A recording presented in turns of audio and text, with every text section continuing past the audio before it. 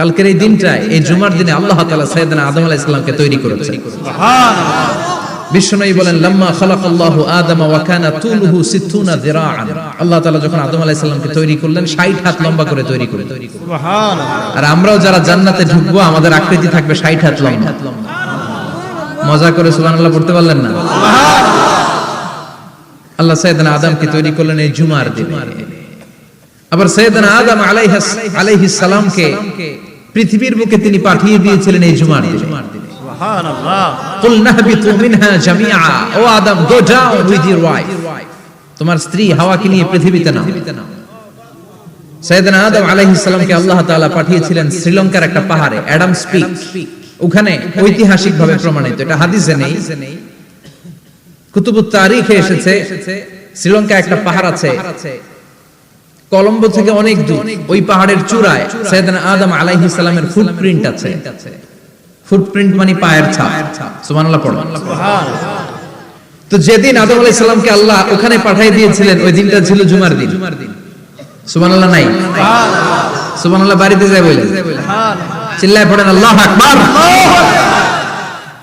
এরপরে সাইয়েদনা আদমকে পাঠানো হলো শ্রীলঙ্কায়। সাইয়্যিদাতুনা হাওয়া আলাইহিস সালামকে পাঠিয়ে দেয়া হলো সৌদি আরবের জেদ্দা শহরে। আরবিতে জেদ্দা বা জাদ্দা মানে দাদি। জেদ্দাতুন বা জাদ্দাতুন মানে কি? দাদি। হাওয়া আলাইহিস সালাম আমাদের সবার দাদি, ঠিক কিনা? ওনার নামে এই শহরের নাম। বছরের পর বছর সাইয়েদনা আদম আলাইহিস সালাম এবং হাওয়া আলাইহিস সালাম আল্লাহর কাছে ক্ষমা চাইলেন, আল্লাহ ভুল করে নিষিদ্ধ গাছের ফল খেয়েছি, তুমি মাফ করে দাও। আল্লাহ বললেন, আদম, কয়েকটা কালিমা শিখিয়ে দেব, এই কালিমাগুলো পড়ে আমার কাছে দোয়া করো, আমি কবুল করে নিব। আল্লাহু আকবার। আল্লাহ শিখিয়ে দিলেন আর বললেন, আদম পড়ো, রাব্বানা যালামনা আনফুসানা ওয়া ইন লাম তাগফির লানা ওয়া তারহামনা লানাকুনান্না মিনাল খাসিরিন। ও আল্লাহ, জুলুম করেছি নাফসের উপর, ভুল করেছি, অন্যায় করেছি, আপনি যদি ক্ষমা না করে দেন আমরা শেষ হয়ে যাব, আমরা হালাক হয়ে যাব, ক্ষতিগ্রস্তদের মধ্যে শামিল হয়ে যাব, ঠিক কি না? আল্লাহ সাইয়েদনা আদম আলাইহিস সালামের তওবা কবুল করলেন। ওনার কাজ হচ্ছে তওবা কবুল করা, আমাদের কাজ গুনাহ করা, শয়তানের কাজ ওয়াসওয়াসা দেওয়া, আল্লাহর কাজ খালি মাফ করা। সুবহানাল্লাহ। সুবহানাল্লাহ পড়বেন না? তাকাব্বালাল্লাহু তাওবাতা আদম ফি ইয়াউমিল জুমআ। আল্লাহ যেদিন আদম আলাইহিস সালাম তাওবা যে কবুল করছেন, ঘোষণা দিয়েছেন, এই ঘোষণাটা ছিল জুমার দিনের ঘোষণা। আবার সাইয়েদনা আদমকে যেদিন রূহ কবজ করে আবার নিয়ে যাওয়া হয়, ওই দিনটাও ছিল জুমার দিন। পড়েন সুবহানাল্লাহ। যেই দিন পৃথিবীর প্রথম মানব, প্রথম নবীর রূহ মালাকুল মাউত দুনিয়ায় এসে কবজ করেছে, ওই দিনটাও ছিল জুমাবার। সুবহানাল্লাহ। আল্লাহু আকবার। আবার বিশ্বনবী বললেন, লা তাকুমুস সাআহ ইল্লা ফি ইয়াউমিল জুমআহ ইযা যুলজিলাতিল আরদু জিলজালাহা ওয়া আখরাজাতিল আরদু আসফালাহা ইযা রুজ্জাতিল আরদু রাজ্জান ওয়া বুসাতিল জিবালু বাসসা। কিয়ামতের দিন পৃথিবীটাকে একটা প্রকম্পন দিয়ে কাঁপিয়ে দিবে কে? মারাত্মক একটা ঝাঁকুনি দিবে আল্লাহ, পুরো পৃথিবীটা কেঁপে ভেঙে চুরে খান খান হয়ে যাবে। এই ঝাঁকুনি আর আর্থকোয়েক, ভূমিকম্প এর ঘটনাটা যেদিন ঘটবে ওই দিনটাও হচ্ছে জুমার দিন। চিৎকার করে পড়েন সুবহানাল্লাহ। তার মানে আদম সৃষ্টি হলো জুমার দিনে, দুনিয়ায় নামিয়ে দেয়া হলো জুমার দিনে, তওবা কবুল করে নেওয়া হলো জুমার দিনে, রূহ কবজ করা হলো জুমার দিনে, আবার কিয়ামত সংঘটিত হবে জুমার দিনে। পড়েন সুবহানাল্লাহ। আবার বিশ্বনবী বললেন, আর রমাদান ইলা রমাদান, এক রমজান থেকে আরেক রমজানের মাঝখানে যত গুনাহ হয় মাফ করে কে? আল্লাহ। তারপরে বিশ্বনবী বললেন, আল উমরাতু ইলাল উমরা, কেউ যদি একবার উমরা করে পরে আবার করলে দুই উমরার মাঝখানে গুনাহগুলো মাফ করে দেয় কে? আল্লাহ। আবার বিশ্বনবী বললেন, আল জুমআতু ইলাল জুমআ কাফারাতুন লিমা বাইনাহুমা, এক জুমার পর থেকে সামনের জুমা আসা পর্যন্ত যে সগীরা গুনাহগুলো হয় সবগুলো সগীরা গুনাহ মাফ করে দেয় কে? রজব শাবানে বরকতে দাও, রমজান মাসে গুনাহ ঝড়াও, সপ্তাহ জুড়ে তুমি বরকতে দাও, জুমার দিনেতে গুনাহ ঝড়াও, রজব শাবানে বরকত দাও, রমজান মাসে গুনাহ ঝড়াও, ঠিক কি না? তার মানে জুমার দিন গুনাহ মাফের দিন। সারা সপ্তাহে ভুল ত্রুটি অন্যায় যা করলাম জুমার নামাজের বদৌলতে সব গুনাহ মাফ করে দেয় কে? এই দামি দিনটাকে আল্লাহ ইহুদিদের দিতে চেয়েছিলেন, পায় নাই। আলহামদুলিল্লাহ কইবেন না? আলহামদুলিল্লাহ। ইখতিলাফু, তারা ইখতিলাফ করে হারাইছে। এই দামি দিনটা রব্বুল আলামিন নাসারাদেরকে দিতে চেয়েছিলেন, ফাখতালাফু, ওরাও ইখতিলাফ করে হারাইছে। এজন্য ইখতিলাফ ভালো জিনিস না খারাপ জিনিস? মারামারি ভালো জিনিস না খারাপ জিনিস? আর ঐক্য করা ভালো জিনিস না খারাপ জিনিস? ঐক্য করতে রাজি আছেন? ইহুদিদেরকে আল্লাহ দিতে চাইলেন, ইখতিলাফ করে হারাইছে। নাসারারাও হারাইছে। ফাজা আল্লাহু বিনা ফাহাদানা বিহাদা দ্বীন। রব্বুল আলামিন এই দিনটা আমাদেরকে দিলেন, আমরা ইখতিলাফ করি নাই, বিশ্বনবীর হাতে হাত রেখে ঐক্য করে ঘোষণা দিয়েছি জুমার দিন আমাদের সাপ্তাহিক দিন। সুবহানাল্লাহ। বিশ্বনবী বলেন ফাগাদান লিল ইয়াহুদ, সাপ্তাহিক আনন্দের দিন ইহুদিদের জন্য হচ্ছে শনিবার, ইয়ামুস সাbt, ও বা'দা গাদ লিন নাসারা, আর খ্রিস্টানদের জন্য হচ্ছে রবিবার, আর আমাদের জন্য হচ্ছে শুক্রবার। চিল্লায় পড়েন আল্লাহু আকবার। তার মানে জুমার দিন, জুমাবারের মর্যাদা বেশি না কম? চিল্লায় বলেন বেশি না কম? জুমার দিন সকালবেলা ফজরের নামাজের পর থেকে ফেরেশতারা যতগুলো মসজিদে জুমা অনুষ্ঠিত হয় ওই মসজিদে ঢোকার প্রতিটা দরজার মধ্যে দাঁড়িয়ে থাকে। কারা কারা আগে আগে জুমার নামাজ পড়ার জন্য মসজিদে যায়, প্রত্যেকের নামগুলো একটা জান্নাতের রেজিস্ট্রি খাতার মধ্যে তুলে নেয়। এই নামগুলো স্পেশালি আল্লাহর কাছে পাঠানোর জন্য। সুবহানাল্লাহ কইবেন না? সুবহানাল্লাহ। ডানে বায়ে সামনে পেছনে যতগুলো দরজা, প্রতিটা দরজায় ফেরেশতারা বসে থাকে। কে আগে আসলো নাম তুলে দেয়। তুলতে তুলতে তুলতে তুলতে খতিব সাহেব যখন খুতবা দেওয়ার জন্য মিম্বারে যেয়ে বসে যায়, ফেরেশতারা তাদের খাতা বন্ধ করে তারাও খতিব সাহেবের সামনে জুমার খুতবা শোনার জন্য বসে যায়। পড়েন সুবহানাল্লাহ। প্রথম জুমার দিন জুমার মসজিদে যে ঢুকবে, বিশ্বনবী বললেন আল্লাহর রাস্তায় একটা উট কুরবানি দিলে যেই সওয়াব, এই সওয়াব আল্লাহ আমলনামায় দিয়ে দেয়। দ্বিতীয় পর্যায়ে যে ঢুকে, বিশ্বনবী বললেন বাকারা, গরু কুরবানির সওয়াব পায়। তিন নম্বরে যে ঢুকবে, বিশ্বনবী বললেন কাবসা, হাদিসের ভাষায় এসেছে আল কাবাস, কাবাস মানে হলো বকরি, বকরি কুরবানির সওয়াব। চার নম্বরে যে ঢুকবে তার হচ্ছে দাজাজা, দাজাজা মানে মুরগি। পাঁচ নম্বরে যে ঢুকবে, বিশ্বনবী বললেন বাইদা, নোয়াখালীরা কয় বয়দা, আমরা কই আন্ডা, কুমিল্লায় কই ডিম। আছে না নাই? এক দেশের কত ভাষা, এক দেশের গালি আরেক দেশের বলি। আমরা বলি ছেলে, কুষ্টিয়ায় বলে পুত্র, আরেক জায়গায় গেলে বলে হুত, আরেক জায়গায় গেলে বলে ফোয়া। আছে না নাই? এক এলাকায় বলে বেটা ছেলে, ছেলেদেরকে বেটা ছেলে। মরদ ফোয়া, মরদ ফোয়া হচ্ছে না, মরদ ফোয়া হচ্ছে। আহা, কি ভাষার বৈশিষ্ট্য। তো যেটারে আমরা বলি ডিম, কোথাও বলে আন্ডা, কোথাও বলে বয়দা। তো এই বয়দা আল্লাহর রাস্তায় দান করে দিলে যেই সওয়াব, পঞ্চম ব্যক্তি ওই সওয়াব পাবে। এই পাঁচ জনের পরে আর লেখালেখি নাই, বাকিদেরটা নরমাল এন্ট্রি করে সব ফেরেশতারা খুতবা শোনার জন্য বসে যায়। সুবহানাল্লাহ। সুবহানাল্লাহ। তো জুমার দিনে আগে আগে যাবেন তো? ইনশাআল্লাহ। সবাই রাজি আছেন? ইনশাআল্লাহ। চিৎকার করে পড়েন ইনশাআল্লাহ। ইনশাআল্লাহ। আলহামদুলিল্লাহ, আমরা এই জুমার দিনটাকে রাষ্ট্রীয় ছুটির দিন হিসেবে পেয়েছি, পাইছি না? 1984 সালে হুসাইন মোহাম্মদ এরশাদ সাহেব এই ভালো কাজ করছিলেন। উনি সব করছে জীবনে, স্বৈরাচারীও করছে, ভালো কাজও করছে। ঠিক। তো খারাপটা আর আমরা না বলি, যেটা ভালো এটাই বলি। উনার কারণে আজ অবধি এই 84 থেকে আজ 34 বছর বাংলাদেশের রাষ্ট্রীয়ভাবে সাপ্তাহিক ছুটির দিন কোনটা? আলহামদুলিল্লাহ কইবেন না? এই উসিলায় আল্লাহ ওনারে মাফ করুন। পৃথিবীর অনেক দেশে কিন্তু শুক্রবার ছুটির দিন। আমি বছরের বেশিরভাগ সময় মালয়েশিয়াতে থাকি। মালয়েশিয়ার সাপ্তাহিক ছুটির দিন রবিবার। খ্রিস্টানদের সাথে অনেক বিজনেস তাদের মেইনটেইন করতে হয়। তো তারা যদি শুক্রবারে ছুটির দিন করে, তাহলে সপ্তাহে 2 দিন ব্যবসা বাণিজ্য কাটা পড়ে যায়। নিজেদের কারণে শুক্রবার বন্ধ, যাদের সাথে বিজনেস ওদের কারণে রবিবার বন্ধ। আমরা আলহামদুলিল্লাহ আল্লাহর দয়ায় পবিত্র দিনটাতে পেয়েছি জুমাবার। আলহামদুলিল্লাহ পড়েন আলহামদুলিল্লাহ। এজন্য বিশ্বনবী বললেন খবরদার এদিনের নামাজ মিস করো না। মান তারাকা সালাসা জুমাইন তাহাউনান, গাফলতি করে টানা 3টা জুমা যে ব্যক্তি মিস করলো, তাবা আল্লাহু ফি কলবিহি, রব্বুল আলামিন ওই লোকটার অন্তরের মধ্যে মোহর মেরে দেয়। ওয়া কুতিবা ফি জুমরাতিল মুনাফিকিন, মুনাফিকদের খাতায় তার নাম তুলে দেয়। তিনটা জুমা যদি কেউ মিস করে, দুইটা পানিশমেন্ট। এক হচ্ছে তবে আল্লাহ ফি কলবি, আল্লাহ অন্তরে মোহর মেরে দেয়। ভালো কথা ভাল লাগে না, নামাজ ভাল লাগে না, আজান ভাল লাগে না, ইসলাম ভাল লাগে না, শুধু মौज মাস্তি ভাল লাগে, গান বাজনা ভাল লাগে, এরকম আছে না নাই? জুমার নামাজে যায়। আরেকটা হলো কুতিবা মিনাল মুনাফিকিন, মুনাফিকদের খাতায় নাম তুলে দেয়। আল্লাহ হেফাজত করো। আরো জোরে পড়েন আমিন। জুমার দিন আগে আগে মসজিদে আসবেন সবাই? রাজি? আসেন, আল্লাহ জুমার ব্যাপারে কি ওয়াজ আমাদেরকে করলেন আমরা শুনি। শুনতে রাজি? আল্লাহ বললেন, ইয়া আইয়ুহাল্লাযীনা আমানু ইযা নুদিয়া লিস-সালাতি মিন ইয়াউমিল জুমআতি ফাসআউ ইলা যিকরিল্লাহি ওয়া যারুল বাই', যালিকুম খায়রুল লাকুম ইন কুনতুম তা'লামুন। পড়েন না আল্লাহু আকবার। আল্লাহ বললেন, ও আমার মুমিন বান্দারা শোনো শোনো।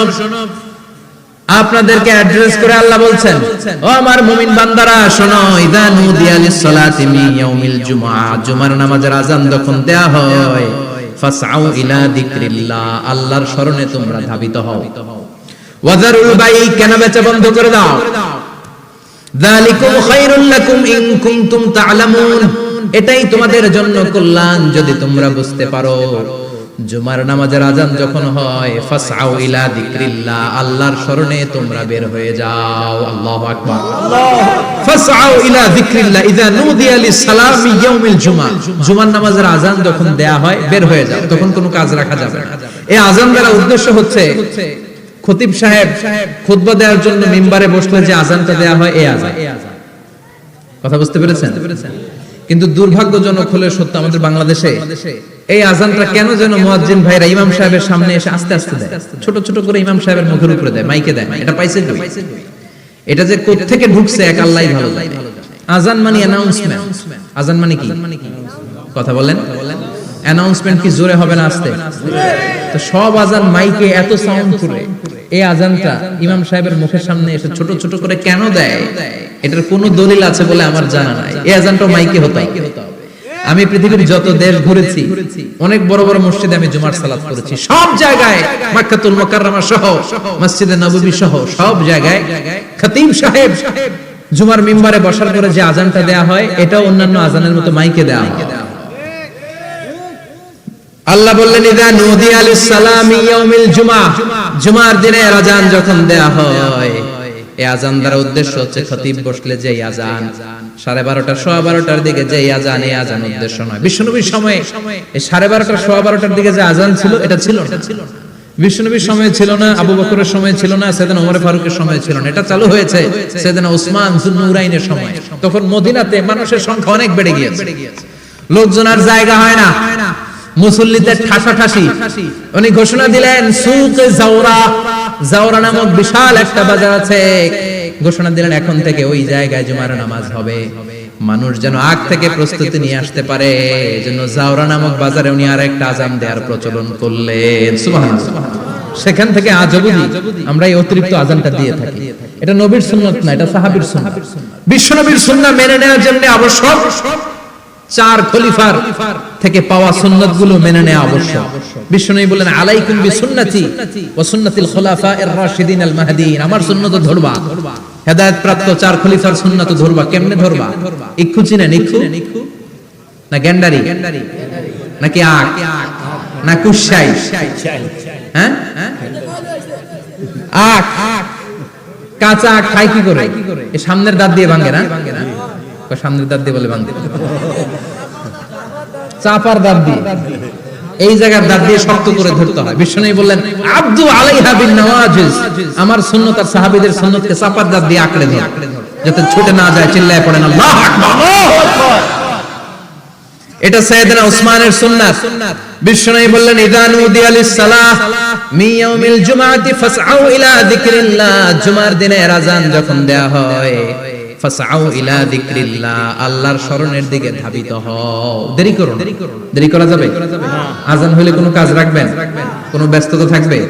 কাজ একটাই, জুমার নামাজ। চিল্লায় বলেন, কাজ একটাই, সেটা কি? আল্লাহ বললেন ফাসআও, ফাসআও এর শাব্দিক অর্থ হচ্ছে দৌড়াও। আসলে কি? তো এই দৌড়াও দিয়ে আসলে দৌড়াও বোঝানো হয়নি, এটা দ্বারা বোঝানো হয়েছে আল মুবাদারা ওয়াল ইহতিমাম, ইম্পর্টেন্স দেয়া, এমফাসাইজ করা, গুরুত্বের সাথে আগে আগে প্রস্তুতি নাও। ফাসআও দ্বারা দৌড়ানো বোঝানো হয়নি, প্রমাণ কি? কারণ বিশ্বনবী দৌড়ে দৌড়ে নামাজে যেতে নিষেধ করেছেন। বিশ্বনবী বলেছেন ইদা উকিমাতিস সালাহ, মনোযোগ দিয়ে শুনুন, ইদা উকিমাতিস সালাতু ফালা তা'তুহা তাসআউন ওয়াতুহা তামশুন আলাইকুম বিসাকিনা ফামা আদরাকতুম ফাসাল্লু ওয়া মা ফাতাকুম ফাতিমু। যখন নামাজ শুরু হয়ে যায় দৌড়ে দৌড়ে যাবে না, তামশুন হেঁটে হেঁটে যাও, আলাইকুম বিসাকিনা ধীরে ধীরে যাও, ফামা আদরাকতুম ফাসাল্লু ইমাম সাহেবের সাথে যে যত রাকাত পাবা পড়বা, ওয়া মা ফাতাকুম ফাতিমু যেটা ছুটে যায় নিজে নিজে পড়ো, কবুল করে নেবে কে? আল্লাহ। কিন্তু দৌড়ে যায় নামাজ ধরা যাবে? খবরদার, ধীরস্থির ভাবে যাবে। হাঁটার মধ্যে একটা গুরুত্ব দিয়ে তাড়াতাড়ি ধরতে চাবেন, কিন্তু দৌড়ে যাওয়া যাবে? নিষেধ করেছে। অনেক মুসল্লিরা এটা করে। ধরেন মাগরিবের নামাজ, ওযুখানাতে মুসল্লিরা ওযু করতেছে, ইমাম সাহেব নামাজ শুরু করেছেন আল কারিআতু মাল কারিআ ওয়া মা আদরাকা মাল কারিআ, মুখস্থ আছে না সবার? মুসল্লি মনে করতেছে ওযু হইছে আমার অর্ধেক, এখন যদি তাড়াতাড়ি ওযু না করে দৌড় না দেই রাকাত পাওয়া যাবে? রাকাত পাওয়ার জন্য দিছে দৌড়। মসজিদে হচ্ছে টাইলসের মসজিদ, পিছলায় পয়রা মুসল্লি একদিকে, লুঙ্গি আরেকদিকে। আছে না নাই? আমার কাছে খবর আছে এরকম পা ভাঙছে অনেকের।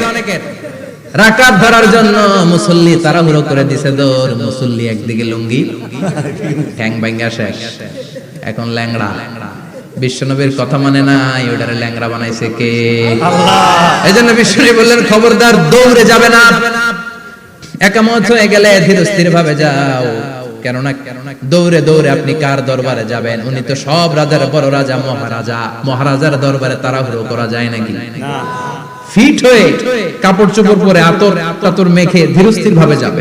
দৌড়ে গেলে আপনার হার্টবিট বেড়ে যাবে, আপনার ব্রেথ ইন ব্রেথ আউট, শ্বাস প্রশ্বাস বেড়ে যাবে। তো হাঁপানির চোটে তো আপনি হাঁপাতে থাকবেন। আপনি তাহিয়া পড়বেন কখন, তাসবিহ পড়বেন কখন, আল্লাহর প্রশংসা করবেন কখন? চিল্লা এখন ঠিক কিনা? এজন্য আল্লাহ বললেন ফাসআউ ইলা যিকরিল্লাহ, জুমার নামাজের আযান যখন হয়ে যায় তোমরা আল্লাহর জিকিরের দিকে ধাবিত হও। যিকরিল্লাহ, আল্লাহর স্মরণ। জিকির মানে কি? আল্লাহর স্মরণ। কিন্তু এই জিকির দ্বারা এই আয়াতের উদ্দেশ্য হচ্ছে আল খুতবাতাইন, জুমার দুই খুতবা। জুমার জিকিরের অনেক অর্থ আছে। জিকির মানে সালাত, জিকির মানে কোরআন, জিকির মানে ওয়াজ, জিকির মানে সম্মান। আবার জিকির মানে জুমার দুই খুতবা, আবার জিকির মানে সুবহানাল্লাহ, আলহামদুলিল্লাহ, লা ইলাহা ইল্লাল্লাহ, সুবহানাল্লাহ, আলহামদুলিল্লাহ, লা ইলাহা লা ইলাহা ইল্লাল্লাহ মুহাম্মাদুর রাসূলুল্লাহ সাল্লাল্লাহু। এটাও জিকির। সুবহানাল্লাহ, আলহামদুলিল্লাহ, আল্লাহু আকবার। এই তিন জিকিরের চেয়ে শ্রেষ্ঠ কোন জিকির আছে? কথা কোন? বিশ্বনবী প্রত্যেক ফরজ নামাজের পরে সুবহানাল্লাহ 33 বার, আলহামদুলিল্লাহ 33 বার, আল্লাহু আকবার 34 বার পড়তেন। রাজি আছেন? সবাই পড়তে রাজি আছেন? লাফালাফি করবেন না তো? ঘাড় বাঁকা করবেন না তো? হুই হুই করে চিল্লাফাল্লা করা যাবে? জিকিরের মধ্যে সৌন্দর্য আছে না নাই? আল্লাহ নিজেও সুন্দর, আল্লাহর কাছে যেটা আমরা পেশ করব সবটাই সুন্দরভাবে পেশ করতে হয়। চিল্লা এখন ঠিক কিনা? তার মানে জিকিরের অনেক অর্থ। জিকিরের এক অর্থ হলো কোরআন। জিকিরের এক অর্থ কি? কোরআন। আপনি যখন কোরআন পড়েন তখন জিকির করেন কার? আল্লাহ। কথা বলেন। আবার আপনি যখন নামাজ পড়েন জিকির করেন কার? আবার আপনি যখন লা ইলাহা ইল্লাল্লাহ এটা পড়েন জিকির করেন কার? ঝিনুকের ভেতর লুকিয়ে থাকে যেমন মতি, ঝিনুকের ভেতর লুকিয়ে থাকে যেমন মতি, কালমা শাহাদাতে আছে আল্লাহর জ্যোতি, কালমা শাহাদাতে আছে আল্লাহর জ্যোতি। পড়েন সুবহানাল্লাহ। সুবহানাল্লাহ। লা ইলাহা ইল্লাল্লাহ সবচেয়ে শ্রেষ্ঠ জিকির। সাইয়েদনা মুসা আলাইহিস সালাম আল্লাহরে বললেন, আল্লাহ আল্লিমনি যিকরান, আপনি আমার এমন একটা জিকির শিখায়া দেন, লা ইয়ালামুহা ইল্লা আনতা ওয়া আনা, যে জিকিরটার শব্দ আপনি আর আমি ছাড়া কেউ জানে না। সুবহানাল্লাহ। দুনিয়াতে যত অদ্ভুত অদ্ভুত প্রশ্ন না, বিভিন্ন বিষয়ে আল্লাহরে প্রশ্ন করতেন। আল্লাহরে বললেন, আল্লাহ আল্লিমনি কালিমাতান, আল্লিমনি যিকরান লা ইয়ালামুহা ইল্লা আনতা ওয়া আনা, ও আল্লাহ এমন একটা জিকির আমারে শিখান, দিনে রাতে সব সময় এই জিকির আমি করব, আপনারে ডাকবো, কিন্তু শর্ত হলো এই জিকিরটা জানবে শুধু আপনি আর জানবে শুধু আমি, কেউ জানবে না। আল্লাহ বললেন, মুসা পড়ো লা ইলাহা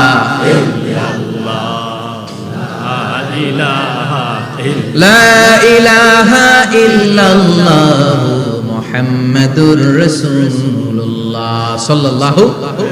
আল্লাহ বললেন, মুসা পড়ো লা ইলাহা ইল্লাল্লাহ। মুসা আলাইহিস সালাম কয়, মাবুদ এটা তো জাতীয় জিকির, সবাই জানে। জানেন জানে না লা ইলাহা ইল্লাল্লাহ এমন কেউ আছে? কথা কন, জানেন না আপনারা? কথা বলেন, জানেন না? মুসা আলাইহিস সালাম বললেন, আল্লাহ এটা জাতীয় জিকির কইলেন কেন? আমি তো চাইছি এক্সট্রা অর্ডিনারি, অসাধারণ একটা জিকির, সুপারক্যালিফ্রাজিলিস্টিক এক্সপিয়ালিডোসাস, এক্সেলেন্ট একটা জিকির, আনপ্যারালাল, কারো কাছে নাই, শুধু আমি জানি আর আমি পড়ব। আল্লাহ বললেন, মুসা এই লা ইলাহাকে যদি এক পাল্লায় রেখে দাও, তামাম বিশ্ব, সাত আকাশ, সাত জমিনটারে তুলে যদি তুমি আরেক পাল্লায় রেখে দাও, লা রাজাহাত কাফাতু লা ইলাহা ইল্লাল্লাহ, মুহূর্তের মধ্যে লা ইলাহার পাল্লা ভারী হয়ে যাবে। ও মুসা, তুমি যতই এক্সক্লুসিভ জিকির চাও, লা ইলাহার চেয়ে দামি জিকির আমার কাছে নাই। চিৎকার করে পড়তে হবে আল্লাহু আকবার। তার মানে নামাজ ও জিকির, কোরআন ও জিকির, এই যে আমরা ওয়াজ করতেছি এটাও কি? কথা কন। বিশ্ব নবীর আল্লাহ বললেন, ও নবী ফাযাক্কির ইন্নামা আনতা, ও নবী আপনি জিকির করেন মানে ওয়াজ করেন। ইন্নামা আনতা মুযাক্কির, ও নবী আপনি ওয়াজ করে শোনান। লাস্তা আলাইহিম বিমুসাইতির, আপনারে দারোগা বানিয়ে পাঠাই নাই, আপনি শুধু ওয়াজ করেন। কার কথা? চিল্লায় বলেন কার কথা? আল্লাহর। কিন্তু এইখানে জিকির দ্বারা উদ্দেশ্য হচ্ছে জুমার খুতবা। ফাসআউ ইলা যিকরিল্লাহ, আল্লাহর জিকিরের দিকে ধাবিত হও, এই জিকির দ্বারা উদ্দেশ্য হলো জুমার খুতবা। তার মানে জুমার খুতবা যে খতিব সাহেবরা দেন, এখানে মসজিদের খতিব আছেন কারা কারা? দেখি একটু হাত তোলেন তো। 1 2 3 4 5 6 7, গুণে শেষ করা যাবে না, অনেক খতিব। আল্লাহ এই খতিবদেরকে তুমি কবুল করো। আর জোরে পড়েন আমিন।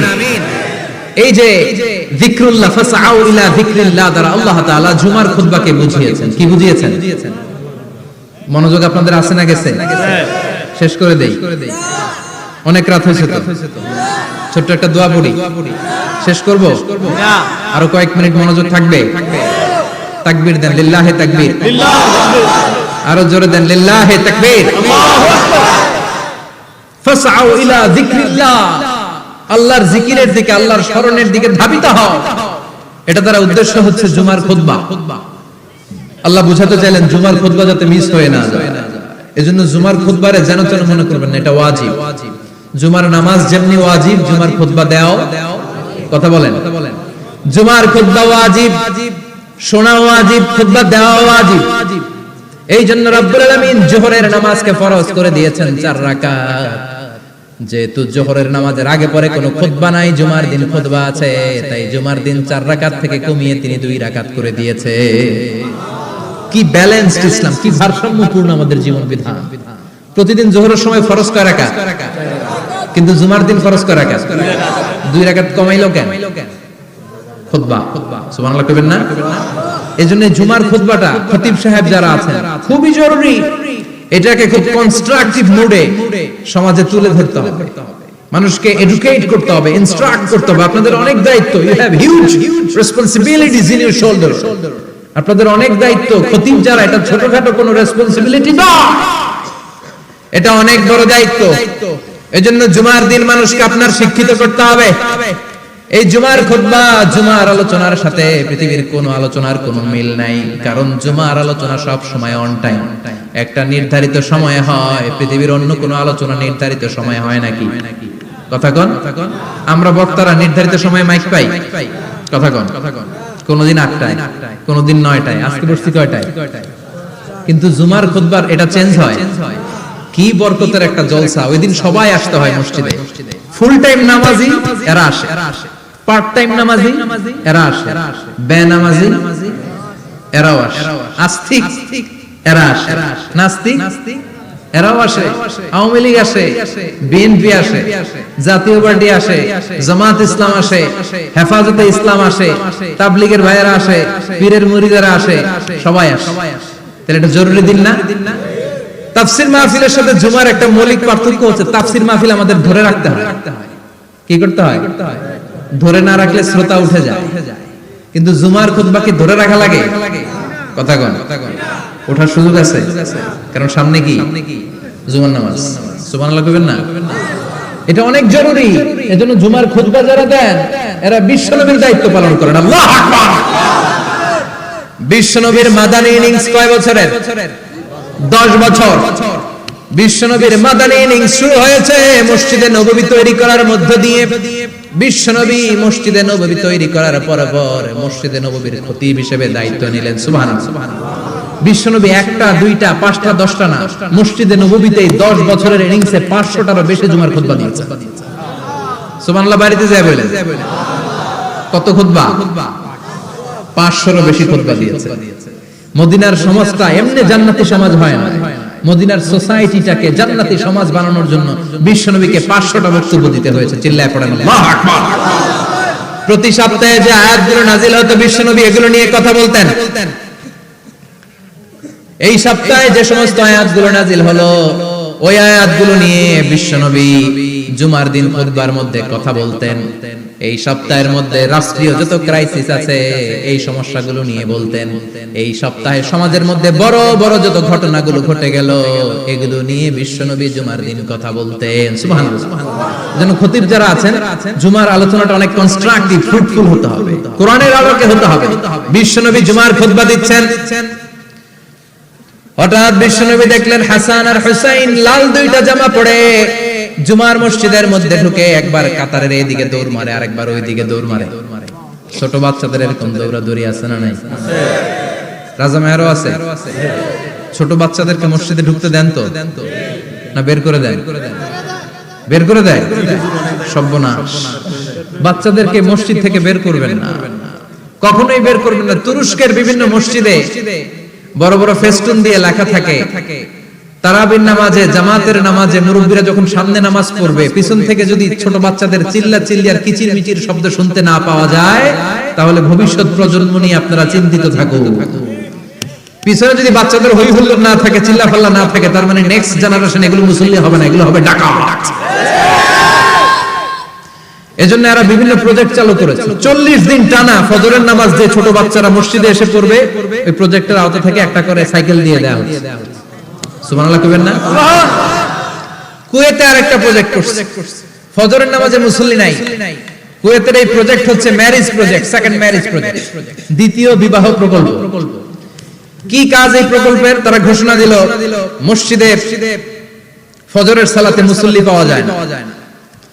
তো যারা যারা ফজরের নামাজে মসজিদে আসবে না, টাইমলি আসবে না, তাদেরকে মসজিদের টাকা দিয়ে মসজিদের অর্থায়নে দ্বিতীয় বিবাহের ব্যবস্থা করে দেওয়া হবে। এই ঘোষণা দেওয়ার পর থেকে ওই এলাকার কোন মহিলার তাহাজ্জুদ মিস হয় না। ফজর তো অনেক দূরে, তাহাজ্জুদের সময় থেকে হাজবেন্ডের টাকা শুরু করে মসজিদে যাও, তাড়াতাড়ি তাড়াতাড়ি কোথায় যাও, কারণ মসজিদে না গেলে দ্বিতীয় বিয়ে আছে না নাই? সুবহানাল্লাহ কইবেন না? What a project! What a project! কত চমৎকার প্রজেক্ট। এই প্রজেক্টগুলো নেওয়ার দরকার আছে না নাই? এজন্য ছোট বাচ্চাদেরকে মসজিদ থেকে তাড়িয়ে দেওয়া যাবে, এদেরকেও নিয়ে যাবে।